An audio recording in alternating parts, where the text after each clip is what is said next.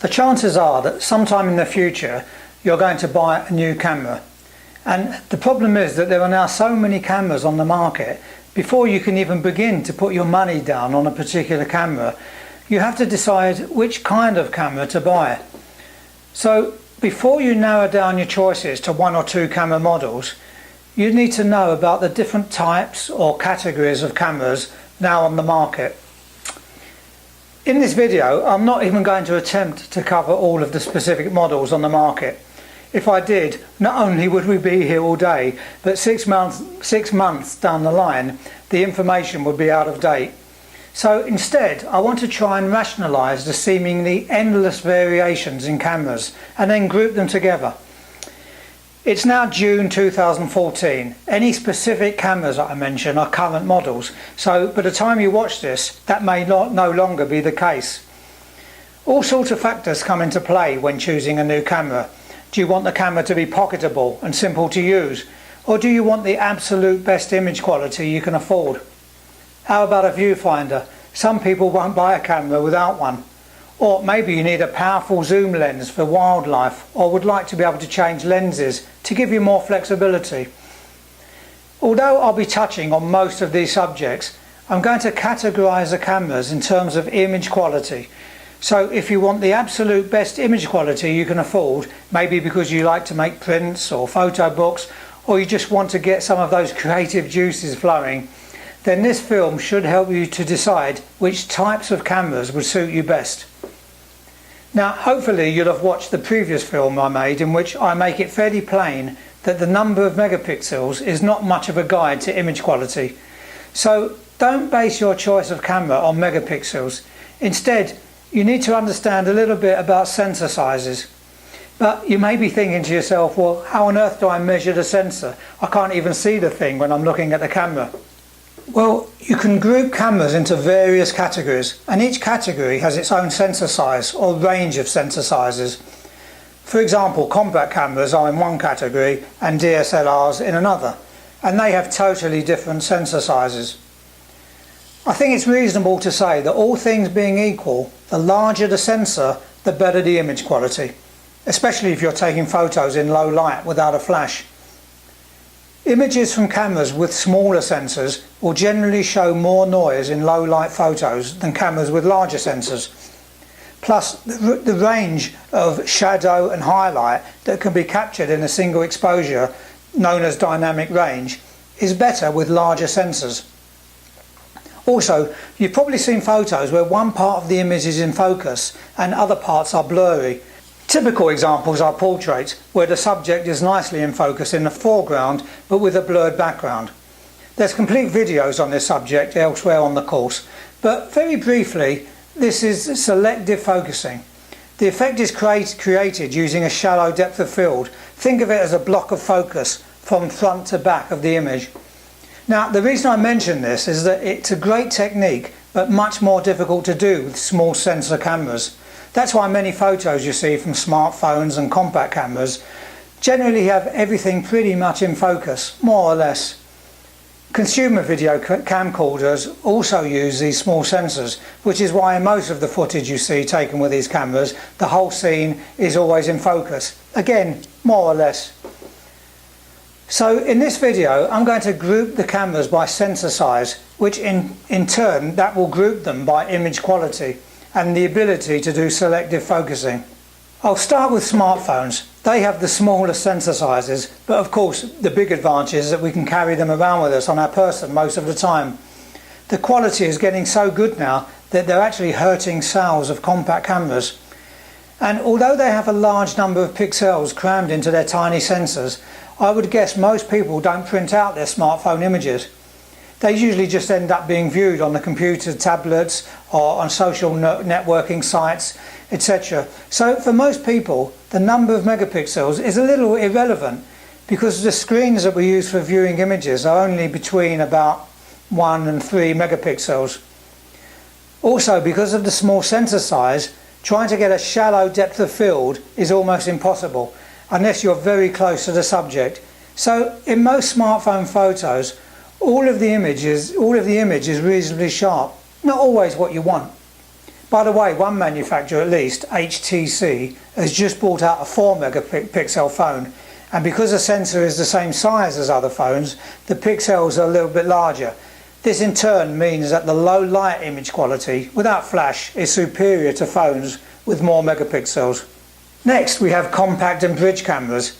You can see from this chart the relative sizes of the sensors. After smartphones, they have the smaller sensor sizes. Image quality is improving all the time on these cameras, but low light performance isn't that great, relatively speaking. But again, it's improving all the time.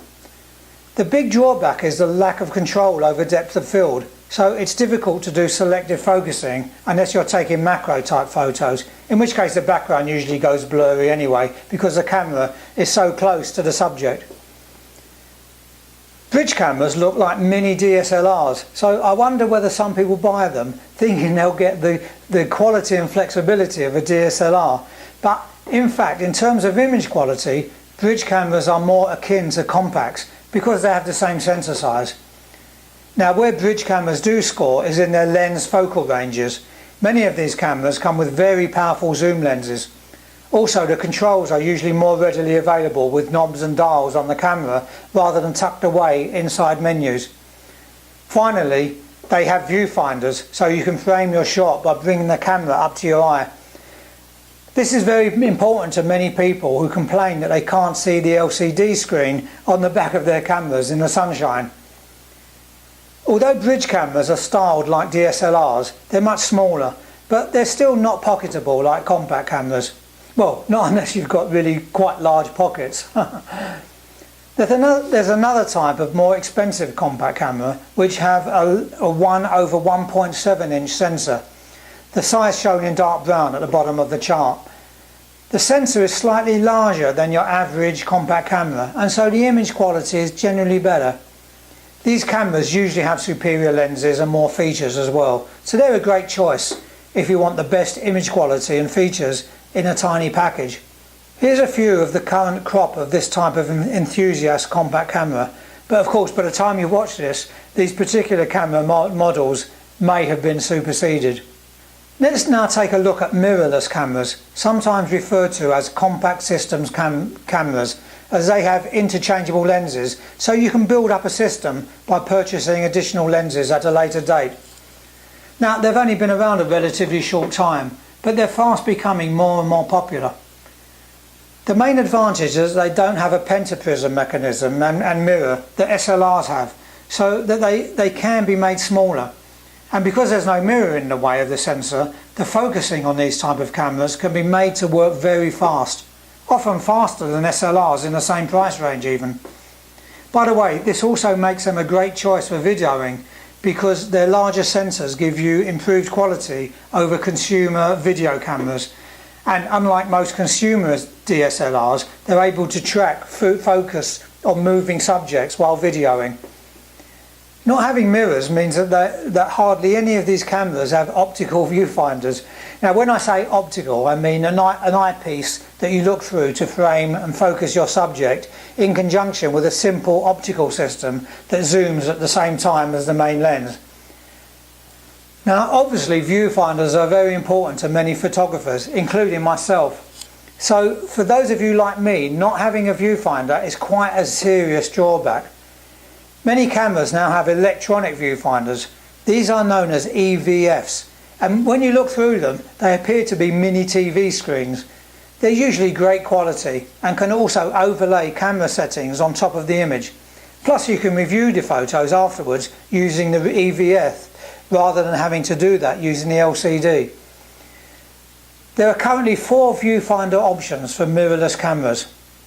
No viewfinder at all. You just frame and compose a photo using the LCD screen, usually at arm's length, just like you would do with a compact camera.